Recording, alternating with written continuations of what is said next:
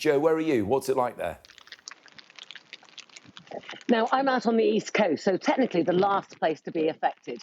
Started off this morning. It was obviously slightly milder than it has been to start the day. There was a bit of rain around, and now you can see the winds are picking up, but nothing like they are in the west. We've seen several confirmed gusts of over 60 miles per hour. I've just seen an unconfirmed gust of 82. That's over parts of Wales. And really what's happening is this low pressure system has come in. It's meeting up with the cold air that's been sitting across the country for quite a few days now. We started off with sub-zero temperatures, particularly up in the northeast, still -5 up there, but now 15 over southwestern parts of Ireland. And so what you've got is this clash of titans, milder air meeting up with colder air. It's giving either snow or a sleety, wintry mix on its leading edge, and then eventually it turns back to rain. And that's why we've got this plethora of warnings out across the country. And they do follow quite logically. So, I mean, for northern parts of Scotland, yes, chance of ice because we started off sub-zero and temperatures weren't picking up very quickly. And then as the rain arrives, we could see some snow out of that. And the heaviest snow is likely to be from the Vale of York northwards. 5 to 10 centimetres at lower levels, quite a bit more than that as you get up to the higher elevations. And then the winds come in. So those winds strongest at the moment through western parts of the country, but becoming stronger all the time everywhere. I think we could see the demise of this umbrella come the end of the day. And with that, also rain, because once the mild air catches up, the snow turns back to rain. And we're looking at quite a significant quantity of rain across places like Wales and the southwest. Some areas could see up to a month's worth of rainfall just over the weekend, which is pretty incredible. Now, all of this causes issues in terms of travel. Strong gusty winds like this, I'd be surprised if we don't see some bridges shut.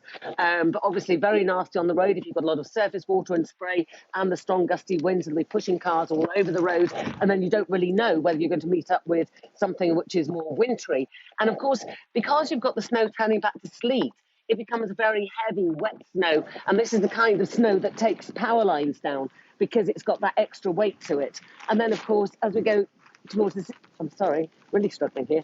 As we go towards this evening, as most places will start to see these milder conditions, but not necessarily all. So where we've had any snow, any rain, we could see that turning back to ice. And this isn't a one-day event. The centre of Storm Bert stays up towards the northwest of the UK into tomorrow.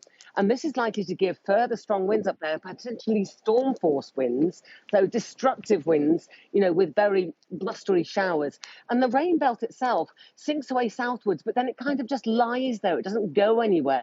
And it's kind of East Anglia, parts of Lincolnshire, Yorkshire, through central southern England, down towards the southwest. And here, because it rains all day long, that in itself is likely to deliver quite a lot of heavy rainfall.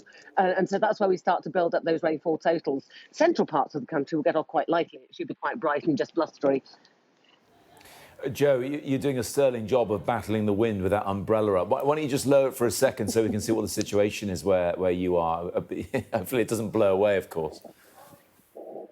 There you go. Well, I was going to say, I mean, right at the moment, I haven't really got any trees in leaf or anything, but if you do have trees in leaf, those are likely to come down. We just heard there from Shimmy that there were some branches around. Yes. And even sitting in my kitchen, I've heard various things blowing around the garden. I haven't identified them yet because I probably never knew they were there in the first place. But certainly strong enough to be lifting and blowing stuff in gardens, potentially wheelie bins, trolleys, that kind of thing, depending on where you are. The advice is not to travel today, and I think that's very good advice, not to be outside unless you absolutely have to.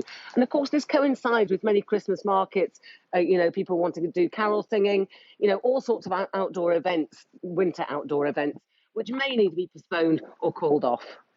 Yes, it can certainly look wintry and festive and very attractive. But when it's blowing such a gale like it is where you are, you're right, Joe, best to stay indoors. We'll let you get back into the house for the time being. Thank you very much indeed.